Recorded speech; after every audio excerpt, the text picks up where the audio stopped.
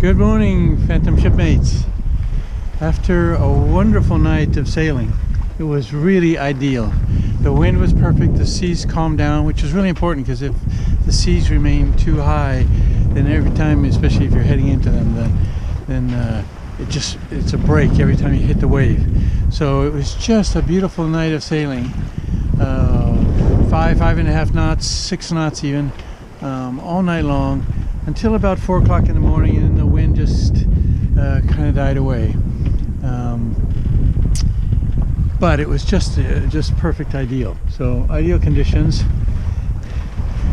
and you can see the sun has just come up, which is always a good morale booster. I haven't had to use my sunglasses for the last 3 or 4 days at all. See, we're going very slow right now, so I'm going to put the motor on just for an hour or two. And do what's called motor sailing with both the sail and the motor on. Sails up and motor on. Now, one other thing I wanted to show you, it's a little twisted up there right now, is the Portuguese flag for the Azores, which is part of Portugal. And it's a common courtesy that when you visit another country, you hoist their flag on that halyard there.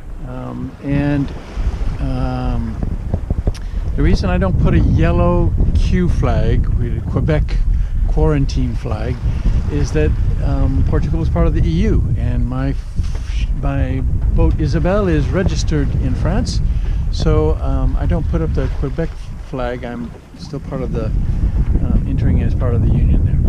So that's, if you're wondering why I didn't do that.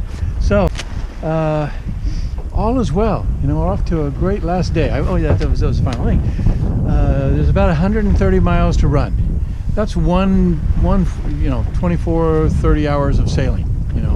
So let's. I'll get there about this time tomorrow, I think. But anyway, one full day of sailing to go. Spirits are high. Conditions are great. I'm nearing the home straight.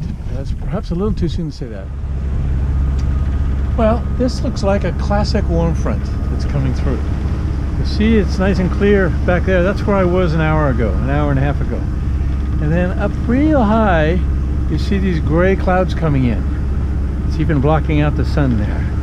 These gray clouds are moving in, and the front is over there somewhere, maybe 100 miles out, maybe more. And that could be interesting for me. So it'll be interesting to see how this all plays out late this afternoon when the front finally arrives, the warm front arrives. There might be some interesting weather with that.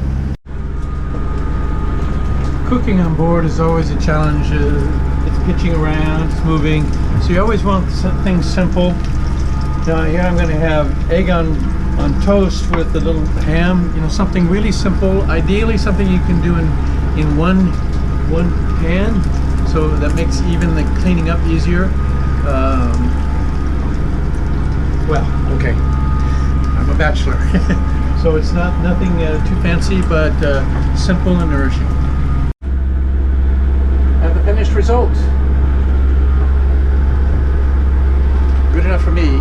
Bon appetit. So how has the day transpired?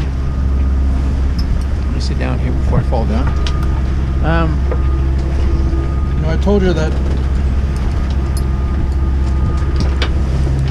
there was a warm front. The wind is just not quite strong enough. It's about 12-13 knots.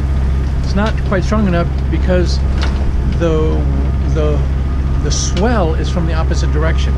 So the mix of those two makes it very awkward, and really not too much I can do. So I wasn't going to go zigzagging and tacking back and forth on 10-mile legs or anything like that for the next. There's 100 miles to go.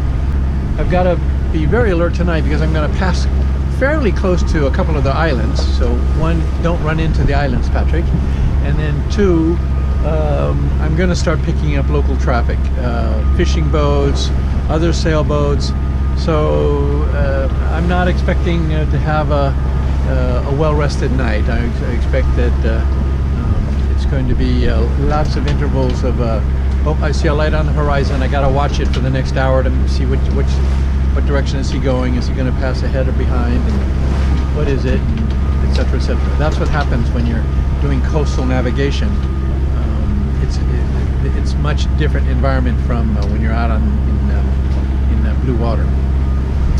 Anyway, the adventure continues.